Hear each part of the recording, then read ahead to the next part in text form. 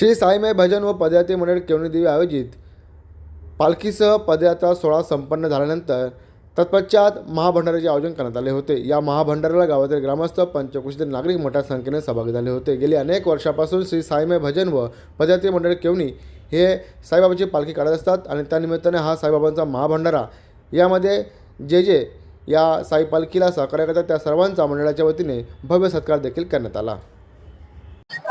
श्री सच्चिदानंद सद्गुरु साईनाथ महाराज की जय। साईराम। श्री साईमय भजन व पदयात्रे मंडळ केवणीदेवी आयोजित पालखीसह पदयात्रा सोहळा व्यसनमुक्ती सप्ताह दिनांक 23 नोव्हेंबर ते 29 नोव्हेंबर। जवळजवळ या पालखी सोहळ्याचा आपल्या गावातून 18 वर्ष आहे। तसेच ह्या पदयात्रेचं वर्ष आपला म्हणजे आम्ही काही साई भक्त आमचं 25वा वर्ष आहे, काही जणांचं 27 ते 28 वर्ष झालेले आहेत पदयात्रेला। तसेच या भंडाऱ्याचं आपलं 26वा वर्ष आहे।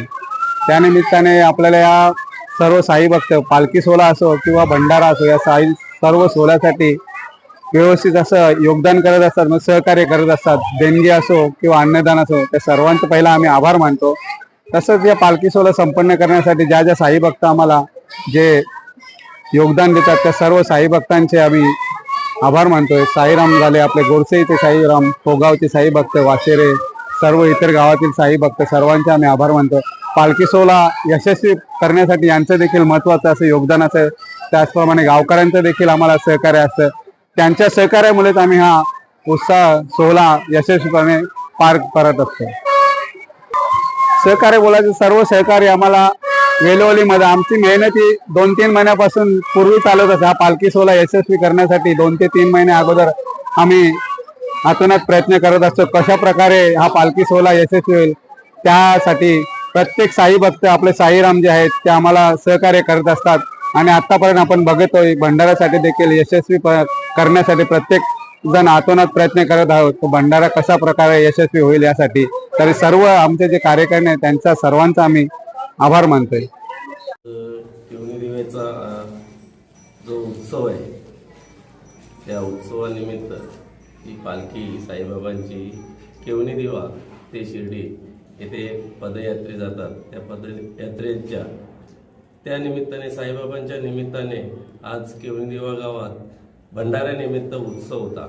हा उत्सव असाच टिकून राहावा याबद्दल मी त्या सर्व साई मंडळाच्या सर्व भक्तांना खूप खूप शुभेच्छा देईन आणि पुढे देखील असाच तुमचा सहवास लाभू दे आणि असाच साईबाबांचा आशीर्वाद आमच्या पाठीमागे राहू दे हीच देवाचरणी प्रार्थना।